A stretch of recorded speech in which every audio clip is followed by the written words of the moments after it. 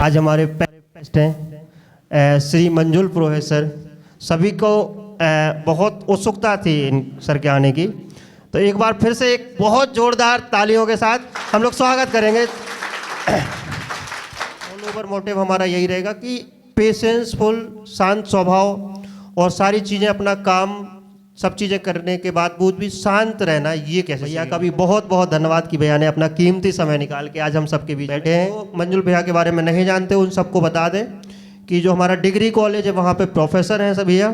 इसके अलावा कंप्यूटर का एक दुकान है जिसमें भैया हर तरीके का जो भी गवर्नमेंट जॉब या जो भी फॉर्म निकलते हैं, सभी फॉर्म के ट्रस्टेड जो व्यक्ति तालबेट में माने जाते हैं वो मंजुल भैया। इस परिवार ने आपको आज गेस्ट के रूप में बुलाए हैं और हम लोग को बहुत ही आज जुनून और उम्मीद है कि शायद हम लोग छोटा सा कुछ जीवन में बदलाव करके आ जाएंगे। तो आप सभी का बहुत बहुत धन्यवाद कि आप लोगों ने मुझे चुना और इतना आप लोग सब मुझसे, ये तो मुझे पता है कि आप सभी का बहुत स्नेह है मेरे साथ है, इसीलिए आप सब मुझसे जुड़े भी हैं। और जब सर ने बताया कि कोचिंग में बच्चे चाहते हैं कि आप आएँ, कि स्नेह और प्यार को देखते हो कि नहीं आप लोग चाहते, इसलिए हमने तुरंत उनको हाँ बोल दिया। और मैं सुबह सबसे पहले 11 का बोला था, मैं 11:45 पे आ गया। बहुत कॉन्सेंट्रेट की ज़रूरत होती है फॉर्म भरने में या किसी काम में, तो सबको संभव नहीं हो पाता है कि चीज़ें कर पाएँ। अब भैया एक दिन बता भी रहे थे कि इस चक्कर में, फ़ोन ना उठाने के चक्कर में भैया अपनों का, रिश्तेदारों का, या सबसे लगभग ख़त्म ही हो गया। अभी कोई रिश्तेदार फ़ोन नहीं करता कि अब वो फ़ोन ही नहीं उठाते, हम काहे फ़ोन करें उनको। तो ये चीज़, अच्छा इन चीज़ों को कभी बुरा तो लगता होगा आपको कि कैसे चीज़ें, रिश्तेदार या भाई बंधु से बात ही नहीं, संपर्क ही नहीं कर पा रहे आप। कई बार ऐसा होता है कि नहीं उठा पाए। कई बार इंपॉर्टेंट कॉल, जैसे मान लो रिलेशन में किसी के भी आते हैं तो कई बार नहीं उठा पाते हम। जैसे मान लो कहीं बिजी हैं या आप कहीं कुछ काम कर रहे हैं तो नहीं उठा पाते। उस वजह से क्या हुआ कि हमें घर पे एक और फोन मम्मी को अलग से लगवाना पड़ा था, क्योंकि कई बार जैसे कुछ भी होता है, जैसे कोई कॉल किया उनने, भाई यहाँ करना है, ये जाना है, यहाँ एक फंक्शन है, तो मैं पता चला, मैं सुन भी लिया, बात हो गई उनसे। मान लो मौसी का फ़ोन आया, उन्होंने कहा मंजुल ये वो है, घर पे बता देना शाम को चल रहा है। हमने ठीक है मौसी। पता चला शाम तक हम घर ही नहीं पहुँचे तो वो फंक्शन कैंसिल। अब जहाँ जाना था उन लोगों को भाई फील होता ही है, बुराई हो जाती कई बार। भी रिलेशन में कुछ भी होगा, मुझे कोई फ़ोन नहीं लगा तो उन्हें पता है कि जी उठाते नहीं जब भी कोई लगाएगा तो घर के नंबर पे। दोपहर में कॉलेज, कैसे पर्सनल लाइफ को समय दे पाते हैं? पर्सनल लाइफ में समय हम तो क्या कोई नहीं दे सकता, वहाँ पे घर में सब लोग दुखी ही रहते हैं। जैसे स्टार्टिंग में आपको बता दें, जैसे बच्चे हैं ठीक, अभी उनकी जैसे मान लो मैरिज नहीं हुई, शादी नहीं हुई, तो कोई भी ऐसा नहीं होगा जिससे उसके मम्मी पापा प्रसन्न होंगे, खुश होंगे। अगर उसके घर का कोई काम होगा, जैसे कोई लड़का है, उससे कहा जाए कि एक काम करो सब्जी लेके नहीं जाना है, तो वो नहीं जाएगा। लेकिन हाँ, यदि कोई पड़ोसी बोल दे कि भाई सब्जी लेने जाना, तो उसका वो काम जल्दी कर देगा, वो घर का नहीं करेगा। तो घर वाले तो वो हमेशा ही दुखी रहते हैं, उनको प्रसन्न नहीं कर। लेकिन हाँ, हम लोगों को इम्पोर्टेंस उनको देनी चाहिए और ये सबको करना चाहिए। मैं भी करता हूँ। जितना टाइम मैं आप लोगों को देता हूँ, जितना मैं अपने ऑफिस को देता हूँ, जितना कॉलेज को देता हूँ, उतना ही मैं अपने घर पे भी देता हूँ। और आज शायद कुछ बच्चे मुझसे मान लो जैसे दुखी रहते हैं कि मैं फ़ोन नहीं उठा पाता या कोई काम टाइम से नहीं हो पाता। मैंने बोला आज का, लेकिन कल दे पा रहा हूँ। तो वो कई बार घर की वजह से भी, क्योंकि मुझे वो भी, माने मेरा बच्चा है छोटा, सबको पता होगा, वो भी बहुत परेशान करता है, तो उसको भी टाइम देता हूँ, घर में भी टाइम देता हूँ, कॉलेज में भी। लेकिन सबको बस ये है कि हाँ, किसी प्रकार का प्रेशर ना मैं इस पे लेता हूँ घर के काम पे, ना प्रेशर मुझे दुकान पे होता और ना ही प्रेशर मुझे कॉलेज में होता। प्रेशर को छोड़ के बस एकदम फ्रीली काम करना है। आपको टेंशन लेनी ही नहीं है। अगर आप टेंशन नहीं लोगे तो भगवान जी आपका बिल्कुल हेल्प करेंगे। आपका काम अपने आप, आपको पता ही नहीं चलेगा कि कैसे काम हो रहा है, बस होता जाएगा। और ऐसे ही आप लोगों को भी करना है। यदि आप सच्चे मन से बिल्कुल पढ़ाई करेंगे, बस आपको ये है कि हमें रिजल्ट चाहिए है, तो उसके लिए कितनी मेहनत। अगर सर कह रहे हैं 2 घंटे, तो आपको 4 घंटे पढ़ना ही है। और अगर आप करेंगे तो आपका रिजल्ट आपके सामने होगा।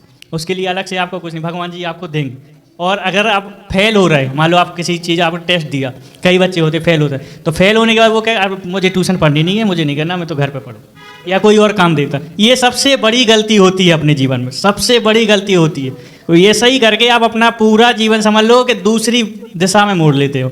ऐसा नहीं करना चाहिए। यदि आप हारते हैं तो भगवान जी उससे आपको कुछ ना कुछ सिखा रहे हैं, ईश्वर आपकी मदद कर रहे हैं। और आपको लगता है नहीं मेरी तो कोई हेल्प ही नहीं कर, इतना मैंने पढ़ाई की, इतनी पढ़ाई की, उसके बाद भी फेल हो गया। तो ऐसा नहीं, वही समय है आपको परखने का, वही आपको खुद को, अपने आप को समझने का समय है। उसको आप समझेंगे कि ये क्यों हुआ, उसमें आप अपनी कमी ढूंढेंगे कि नहीं मैंने शायद इसमें ये कमी छोड़ दी। उसको यदि आप समझ लेंगे कि इस कमी की वजह से तो आप नेक्स्ट टाइम जरूर 100% मैं बता रहा हूँ कि आप निकलेंगे और निकल सकते हैं। और ऐसा ही सबके साथ होगा। बस आपको हमेशा एक ही चीज़ सोचना है कि नकारात्मक सोच को आने नहीं देना। और वो कैसे आती है, हमको एक दूसरे, अगर आप पॉजिटिव सोचे भी तो आपका जो फ्रेंड होगा वो आपको नेगेटिविटी दे देगा, वो आपको बताएगा नहीं नहीं ऐसा नहीं होगा, वो नहीं। यदि वो 100% अपन दूसरे को ही सही मानते, यदि जैसे ऐसे एग्जाम में भी होता है, तो एग्जाम में जैसे आप गए, आपको डाउट है कि ये शायद इसका क्वेश्चन का ये आंसर सही है, आपको लेकिन क्लियर श्योर नहीं हो रहा। और दूसरा, यदि वो गधा बच्चा भी माने उसको कुछ नहीं आता, आपको नहीं पता लेकिन उसको नहीं आता, वो खुद माने फेल होने वाला है, लेकिन आप उससे पूछेंगे और वो बताएगा कि नहीं इसका ये है, तो आप जरूर 100% उसी को लगाएंगे जो वो बताएगा, और वो आगे आपका गलत ही होना है, ये भी क्लियर। तो इसलिए सबसे पहले जो विश्वास है वो अपने आप पे होना चाहिए। यदि आपको अपने आप पे ही विश्वास नहीं है तब फिर आप कुछ नहीं कर सकते, ये बहुत गलत है। इसलिए आपको अपने आप पे बिल्कुल 100% श्योर होना चाहिए, कॉन्फिडेंस होना चाहिए, और अपनी मेहनत तो मेहनत पे विश्वास और अपने आप पे दृढ़ विश्वास। और यदि आपका संकल्प है तो आप बिल्कुल 100% आप बिल्कुल अचीव कर सकते हैं, जी सकते हैं और पा सकते हैं। जो सोचोगे वो कर सकते हो, कोई भी चीज़ असंभव नहीं। आप ऐसा नहीं कि नहीं हम ये नहीं कर सकते, ये तो करने के लिए इसको ये चाहिए, ये सब होते हैं बहाने। यदि आप कुछ करना चाहते हैं, और जितने भी लोग हैं जिनने कुछ किया है, चाहे वो महात्मा गांधी हो, चाहे भीमराव अम्बेडकर हो, चाहे आज मोदी जी भी हों, कोई भी हो, ऐसा नहीं कि उनके लिए 10 लोगों ने उनकी हेल्प कर, किसी ने नहीं की। उनने चलना शुरू किया, ऑटोमेटिक लोगों ने जुड़ना शुरू कर दिया। आप चलेंगे पीछे कई लोग मिल जाएंगे। तो इसी प्रकार से अपन को उन लोगों से सीखना है, जितने भी अपने मान लो अग्रज हैं, पूर्वज जो भी हैं, उन सब से अपन को कुछ ना कुछ सीखना है। चाहे स्वामी विवेकानंद को ले लो, कौन है, विदेश में जाके वो बिल्कुल चिल्ला के वो बोल के आए थे, वो जीत के आए थे, भारत का नाम करके आए थे। क्यों? क्योंकि उन्हें अपने आप पे विश्वास था कि मैं कर सकता हूँ, मुझे मेरी नॉलेज इतनी है, मेरी शिक्षा इतनी है कि मैं कर सकता हूँ। वो बिल्कुल सबने नमन किया, उन्हें झुके सब लोग। हमारे एक और बड़े भाई थे घर में, तो वो सन 2002 में जब हम कक्षा 8 में पढ़ते थे तब उनकी डेथ हो गई थी किसी कारण से। तो उस वजह से जो है पूरे परिवार का एक प्रकार से लोड हमारे ऊपर आ गया था। वो हमारे माने बहुत स्क्रीन प्रिंटिंग का काम होता था पहले, रबड़ की मोहरें जो बनती हैं वो काम करते थे, और शिक्षा मित्र भी हो गए थे तभी। तो तीनों सब, और जब उनकी डेथ हो गई तब एकदम से परिवार में बहुत बड़ा जो है वो एक झटका सा लगा था।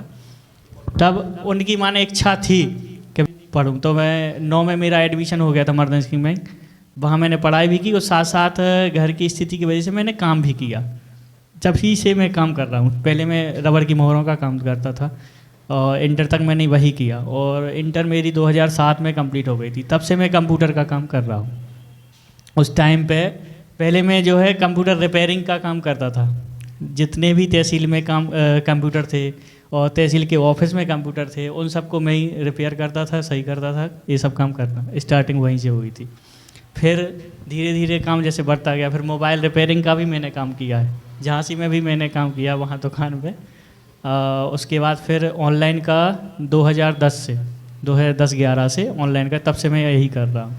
और इसके साथ ही गवर्नमेंट डिग्री कॉलेज में तभी से मैं काम कर रहा हूँ, और बैंकों में भी काम करता था। सेंट्रल बैंक है तो वहाँ जो एटीएम मशीन लगी हुई थी, तो एटीएम मशीन की रिपेयरिंग मैं करता था, उसमें जो कैश फिलिंग का काम होता था मैं करता था।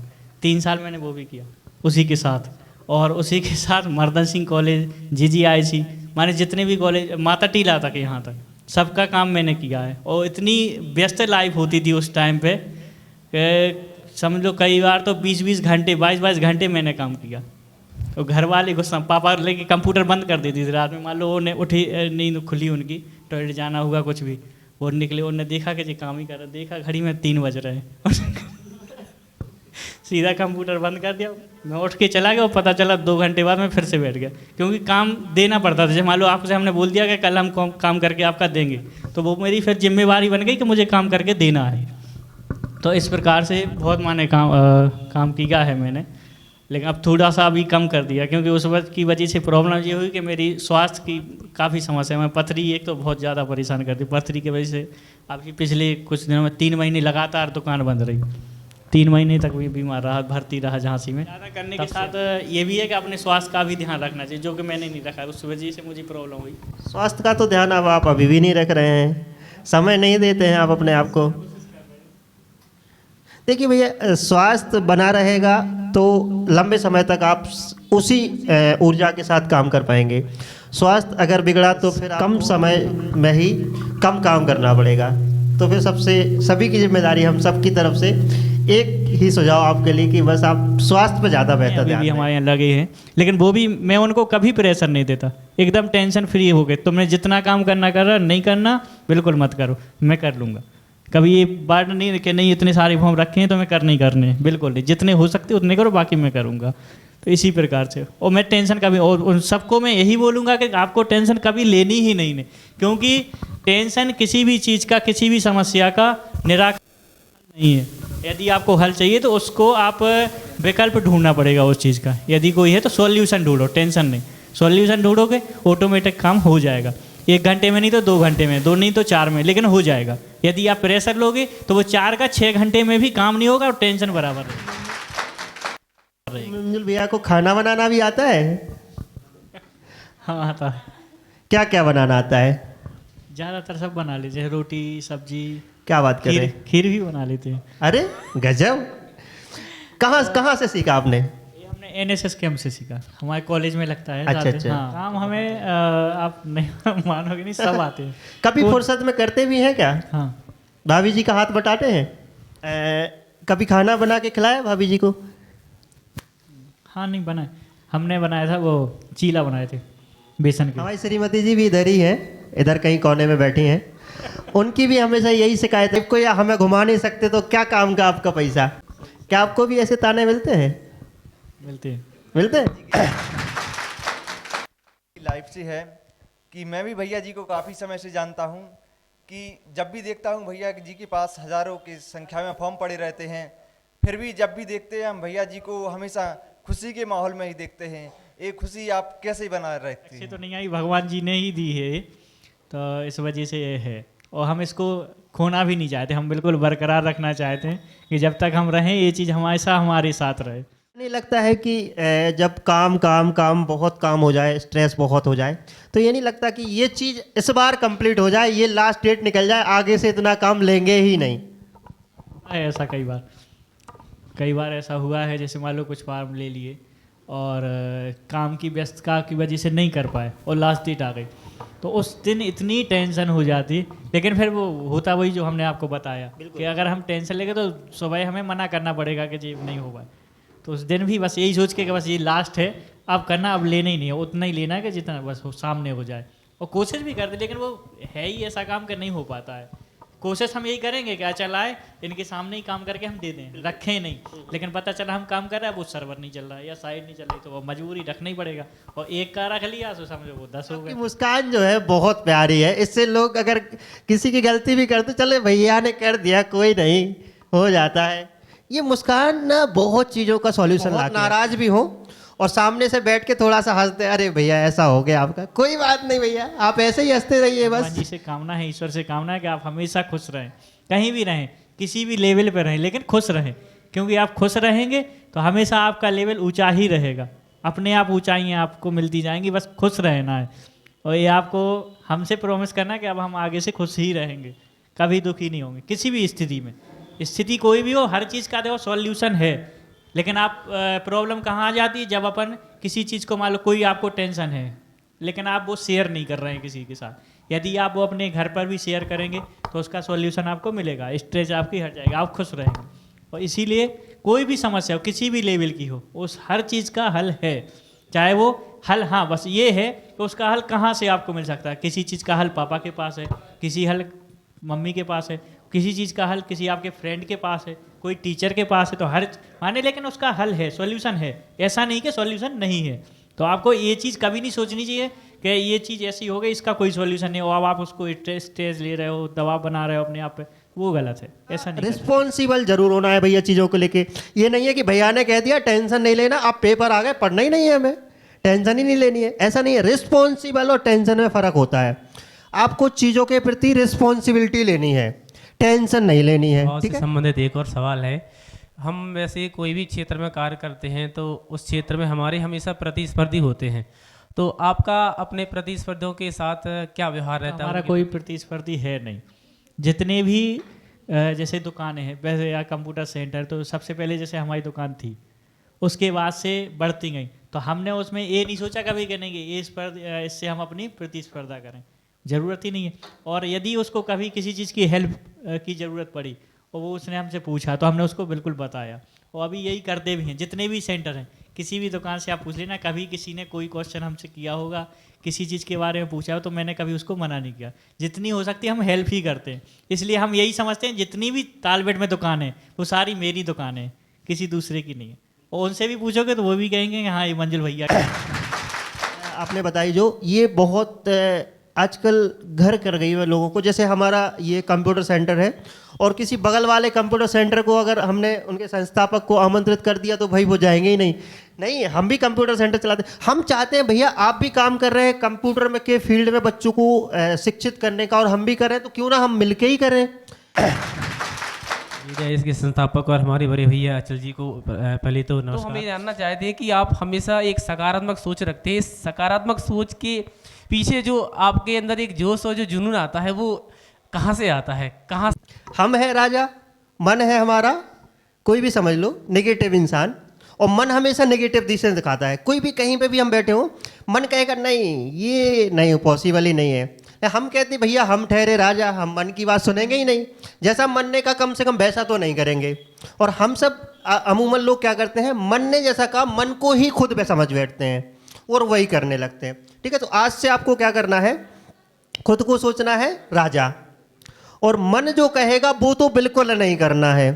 मन ने कहा कि कुछ मीठा खाने का मन कर रहा है, आज नहीं खाएंगे, चाहे भले ही कल खा लेंगे। ठीक है, मन ने कहा सर्दी है उठना नहीं है, तब जरूर उठेंगे फिर, क्योंकि मन ने कह दिया कि उठना नहीं है, अब तो जरूर उठना करेंगे। आपके सवाल का जवाब बहुत छोटी से शब्दों में दे पाए हूँ। मतलब आप सेल्फ एनर्जेटिक हैं, आपको एक्स्ट्रा और आउटर जो मोटिवेशन है वो हमने देखा है कि जहाँ तक लोग कोई भी इंस्टीट्यूट या कोई भी अपनी संस्था ओपन करते हैं तो उसके पीछे जो लोगों उनका या जो मोटिव होता है, या तो वो अपना नाम अपनी फैमिली के नाम से देते हैं या फिर कहीं ना कहीं से जो उनके कहीं ना कहीं उनसे रिलेटेड होता है। लेकिन ये GDIS आखिरकार इसका मतलब है कुछ है कि एक कोई अलग से लिया गया है, तो GDIS है क्या और इसका उद्देश्य? कंप्यूटर संस्थान की हम शुरुआत ही करना चाह रहे थे, तो नाम ढूंढ रहे थे कि नाम क्या रखें, तो बहुत कम से कम 6-7 दिन दिमाग में ये चला कि क्या नाम रखें क्या नाम रखें।